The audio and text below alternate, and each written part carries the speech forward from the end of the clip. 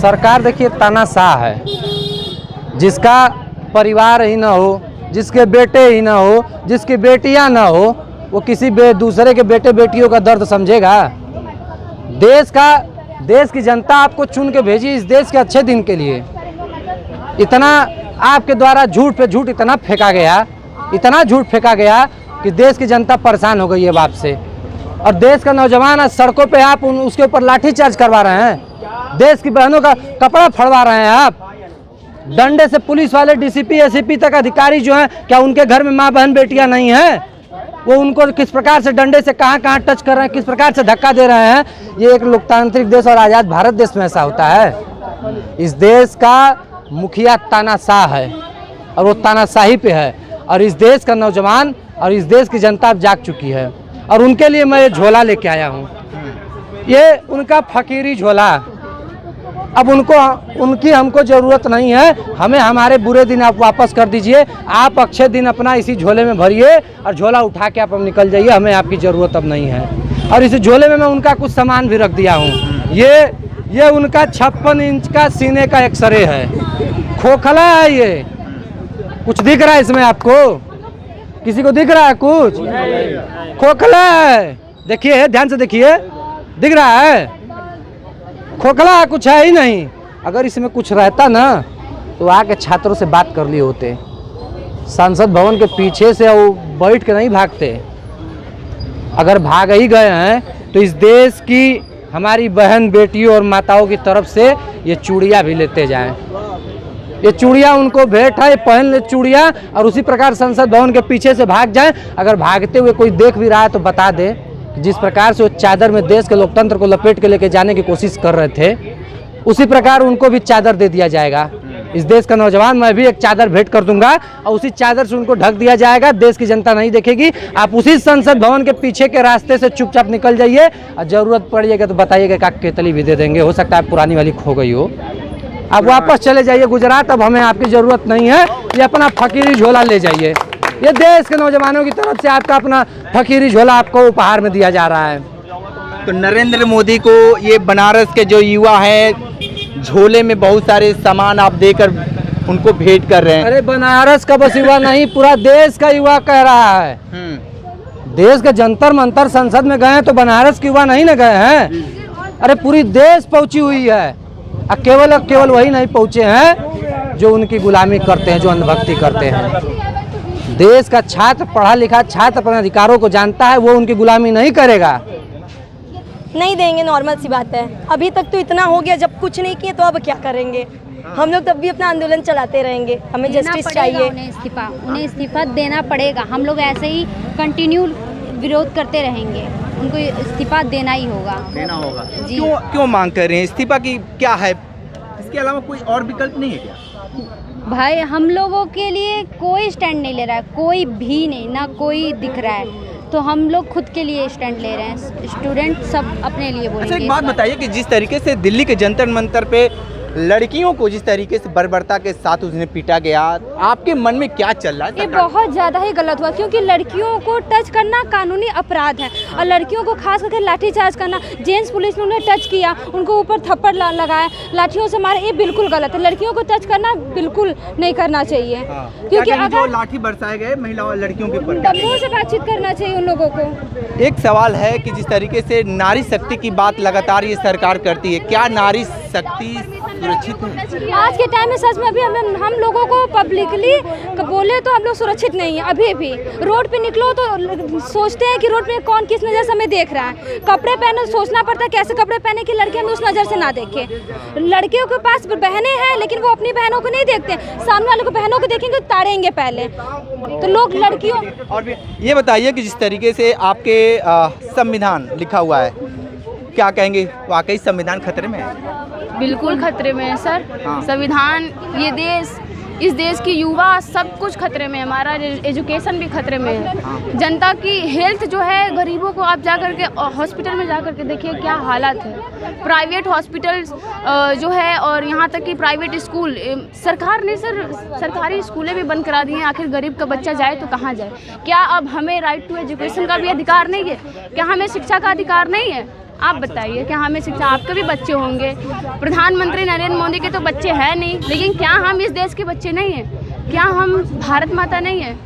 आप बताइए कि सरकार जो अभी चुप्पी जो शादी हुई है। बिल्कुल बिल्कुल। तो देखिए साथियों नमस्कार, और आप देख रहे हैं कांडी बनारसी में आपका स्वागत है। दिल्ली का जो हवा है अब बनारस की वादियों में गूंज रहा है, और जिस तरीके से पेपर लीक का मामला हर युवा उठा रहा है, ये देखिए पेपर लीक का जो पोस्टर है लेकर महात्मा गांधी काशी विद्यापीठ में इस तरीके के सैकड़ों जो छात्र हैं वो प्रदर्शन कर रहे थे। सीधे तौर पर बात करते हैं, ये बताइए कि जिस तरीके से जंतर मंतर पे छात्रों पे लाठी बरसाया गया, इसको लेकर केंद्र सरकार को लेकर क्या कहेंगे आप? ये लोकतंत्र का हनन है। ये हमारे देश के वासियों के लिए शर्म का विषय है कि ऐसा निकम्मा प्रधानमंत्री, ऐसा निकम्मा शिक्षा मंत्री, ऐसी निकम्मी पुलिस प्रशासन है जो अपने घर की बहन बेटियों को, अपने घर के बेटों को, अपने देश के युवाओं को, अपनी बेटियों के कपड़े फाड़ रही है, अपने युवाओं पर लाठी बरसा रही है, उनका सर फोड़ रही है। आखिर क्या मिल रहा है उनको ये कर उनको तो यही मिल रहा है ना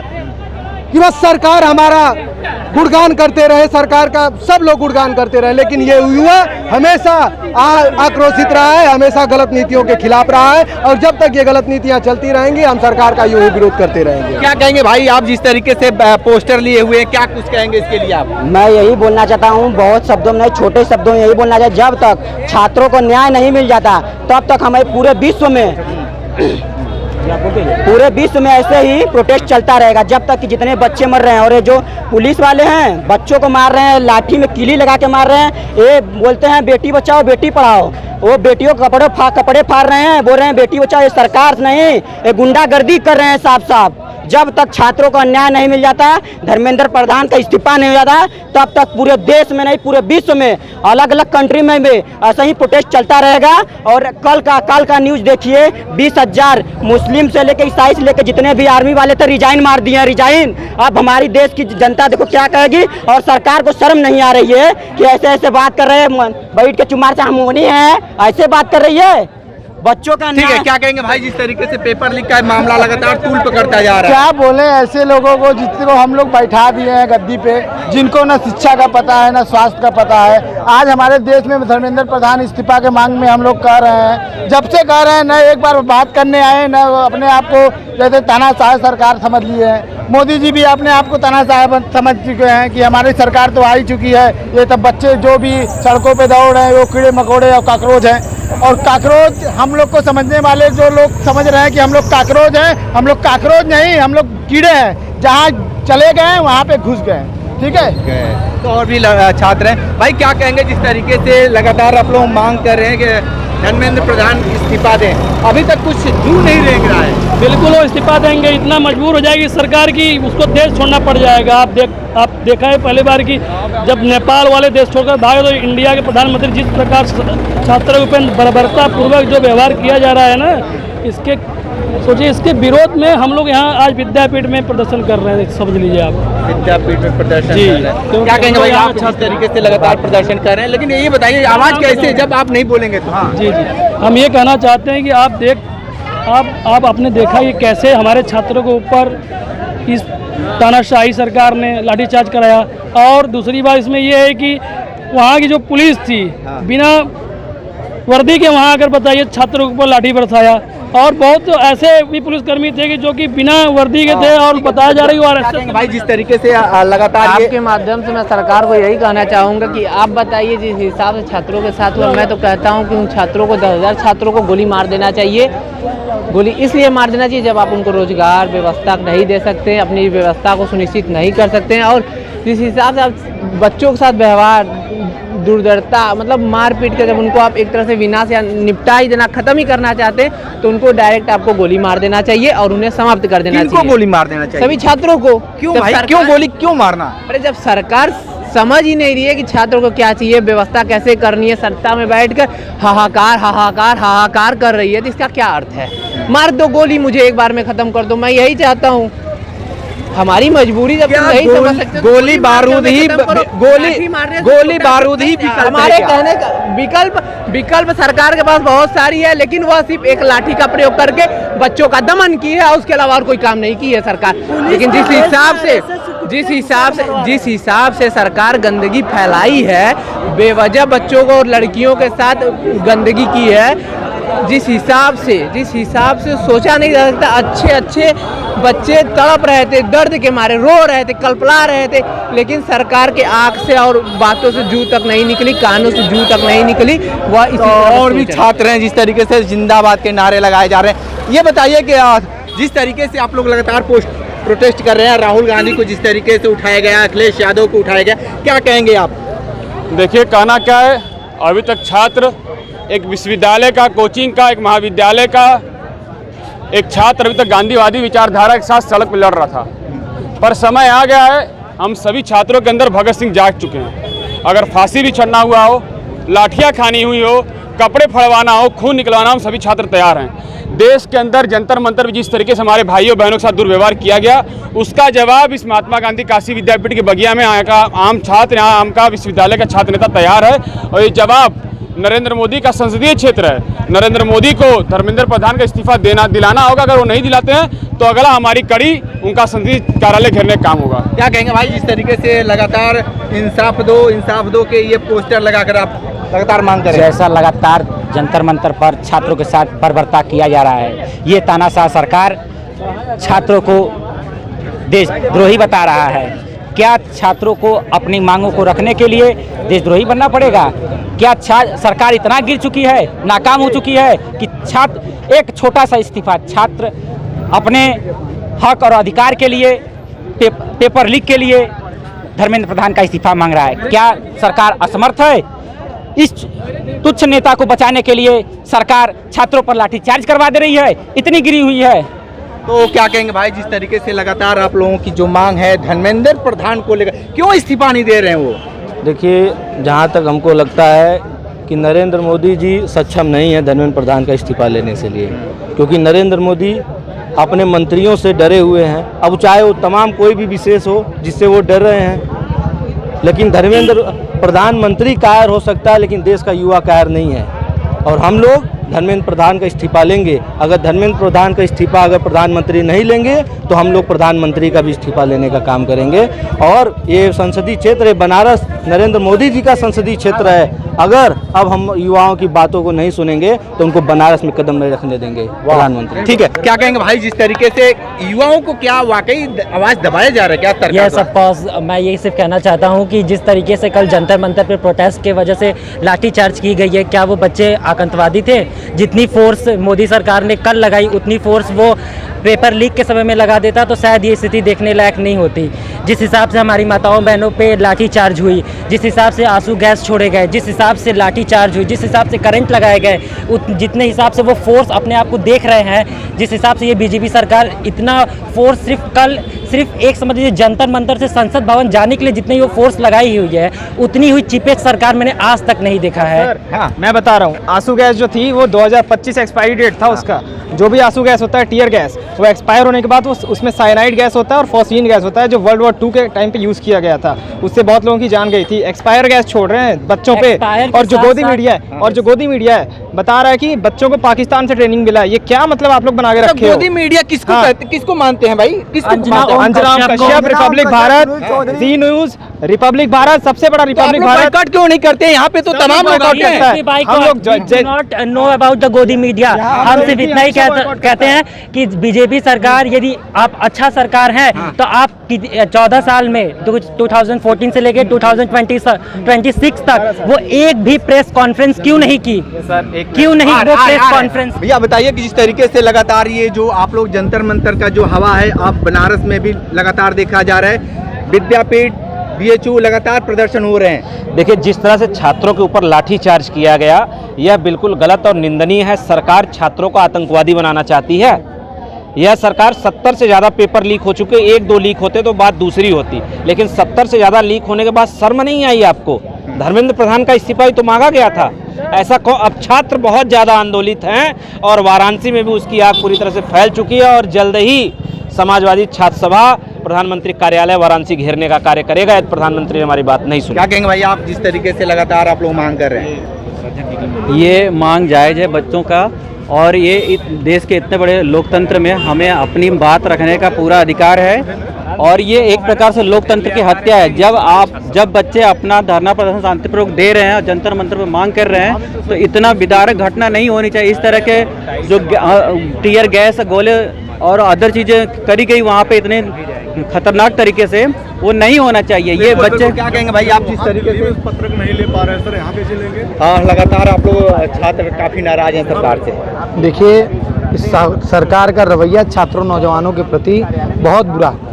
इसके विरोध में हम लगातार विश्वविद्यालय परिषद में महात्मा गांधी काशी विद्यापीठ के कार्यक्रम कर रहे हैं। अभी 2 दिन पूर्व भी हम लोगों ने 1 दिवसीय भूख हड़ताल का कार्यक्रम आयोजित किया था, जिसको प्रशासन द्वारा बलपूर्वक हटा दिया गया। आज भी हमें आतंकवादी के नज़रिए से देख के, अपराधी के नज़रिए से देख के इस परिसर को छावनी में तब्दील कर दिया गया। हम पूछना चाहते हैं धर्मेंद्र प्रधान जी से और इस सरकार में बैठे हर जिम्मेदार व्यक्ति से, क्या छात्र आपको अपराधी लगते हैं? और अगर इन छात्रों ने मन बना लिया तो आप कई पीढ़ी तक वापस नहीं आने वाले हैं। ये आपका लास्ट टर्म है, ये आपका लास्ट कार्यकाल है। मैं निश्चित रूप से आपको बता देना चाहता हूँ कि छात्र भारतीय जनता पार्टी को जड़ से उखाड़ के फेंकने जा रहे हैं। क्या कहेंगे बाबू? सर, हम ये कहना चाहेंगे कि आप देख सकते हैं कि 20 से 25 दिनों से आंदोलन चल रहा था नीट प्रिपरेशन को लेकर के, नीट एग्ज़ाम को लेकर के, लेकिन 20 दिनों से लगातार इन्होंने एक बार भी छात्रों से वार्तालाप नहीं की, छात्रों से एक बार भी बात नहीं किया। क्या ये उचित है कि उनको बात नहीं करना चाहिए? और रह गई बात, क्या छात्रों के साथ इस तरीके से हिंसा कार्य करना, छात्रों को मारना, क्या ये चाहते हैं कि नेपाल और बांग्लादेश जैसी स्थिति बने भारत में?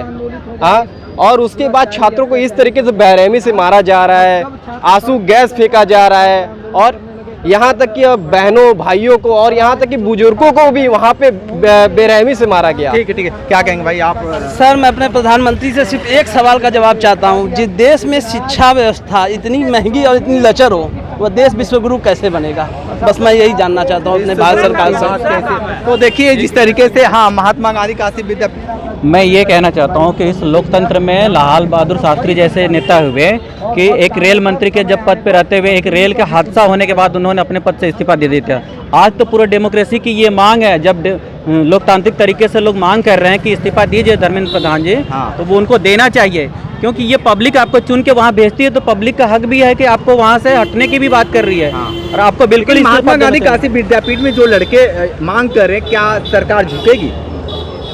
अभी ये तो सरकार के ऊपर है, डिसाइड करना चाहिए। लोकतंत्र की अगर परिभाषा को वो अक्षरशः सत्य बनाए रखना चाहते हैं तो उनको झुकना चाहिए, पब्लिक की मांग को समझना चाहिए, उनको आगे आकर पब्लिक से बात करना चाहिए, इनका मैटर सॉल्व करना चाहिए। बच्चों की जो मांग है, छात्रों की जो मांग है, उसको पूरा करना चाहिए।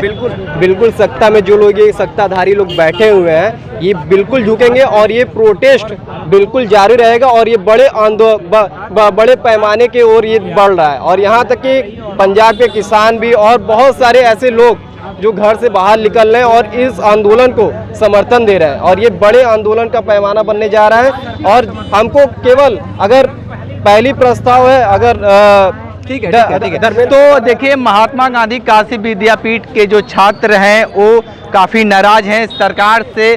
सिर्फ एक ही कह रहे हैं कि छात्र युवा क्या मांग रहे हैं, सिर्फ एक धर्मेंद्र प्रधान का इस्तीफा तो मांग रहे हैं, लेकिन जिस तरीके से जंतर मंतर पे जिस तरीके से युवाओं के ऊपर लाठी बरसाया गया, उसको लेकर लाखों हजारों जो छात्र जिस तरीके से प्रदर्शन कर रहे हैं। और देखिए, इस तरीके से महात्मा गांधी काशी विद्यापीठ में लगातार छात्र अपनी प्रतिक्रिया दे रहे हैं, और सीधे तौर पे इनका यही कहना है कि जिस तरीके से महात्मा गांधी काशी विद्यापीठ का जो कड़ जो बोल रहा है, वो न्याय की उम्मीद में बोल रहा है। और जिस तरीके से लगातार ये बातें हो रही है, हाँ, तो थोड़ा सा आ जाइए, ये एक बात बताइए कि जिस तरीके से लगातार जंतर मंतर की आवाज़ बनारस में गूंज रहा है, क्या कहेंगे भाई?